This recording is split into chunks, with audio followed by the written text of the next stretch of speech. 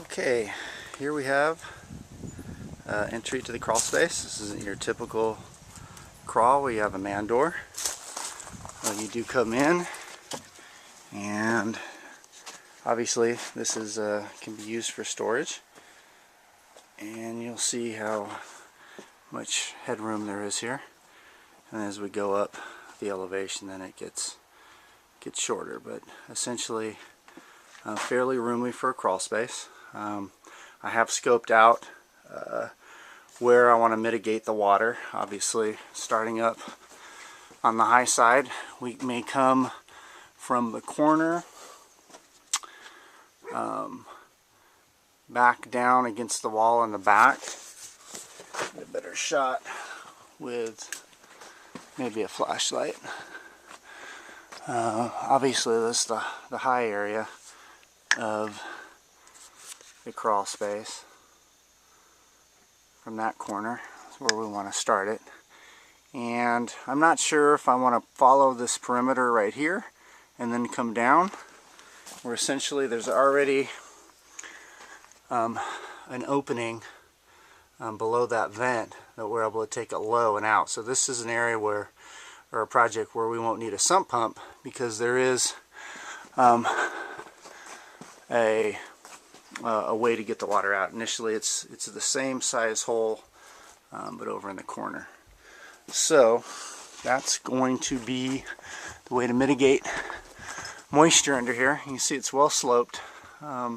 Probably come that side of the pier right there where the light is, from the wall down, as well as we may get a little bit creative and run another line this way and tie in essentially probably a couple branches running down this way, across, and then out through the corner where you can't see the similar hole that's right there. You can see that the walls obviously going to be insulated. Did a count on how many vents we have here. A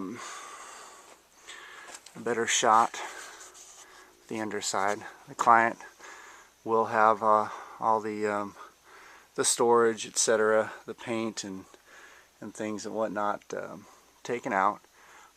So the roughly two sides of the wall,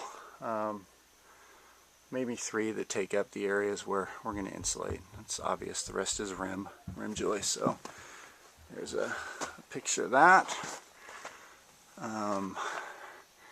Back to the other wall, and then it ends primarily where the light's shining. So the rest of that will all be rim joist insulation. The water heater is going to be exchanged for a direct vent. The HVAC system here, that is a system I don't have a lot of familiarity with, but essentially it's a heater, and also it's able to use the matrix to produce conditioned air, and that's great. We don't have to worry about a furnace in this case. The makeup air, etc., is all from the outside. So that's good in this case where we're going to encapsulate, and then changing the water heater to a direct vent also enables us to do what we're going to do here. So this is the project. There's approximately 25 piers that we'll be cutting and wrapping around, but it's nice, it's open. Should be ready for a clean look when all this is done. Walls will be insulated with a radiant barrier put over the top, just for added protection, really. I'm not going to get into what the R value does for that, but it does protect it, it does keep it in place. And then we are going to remove the floor insulation here, and again we're going to insulate well at the rim joist, which you can see all this floor insulation is still leaving gaps everywhere. where the rim is, which is where we have a lot of escape, as well as these walls down here. So I'm looking at a nice project here. Excited about getting started on, and we're going to do a good job for this client. And that's essentially what we're looking at. We'll do a BPI audit in, audit out as well, just to make sure we're being safe as far as the sealing, the air sealing we're going to do. We're going to get rid of his floor insulation, all this dusty, nasty stuff, expose all of the penetrations, the plumbing, gas, or propane, and the floor registers will seal around and make sure we do a good job there.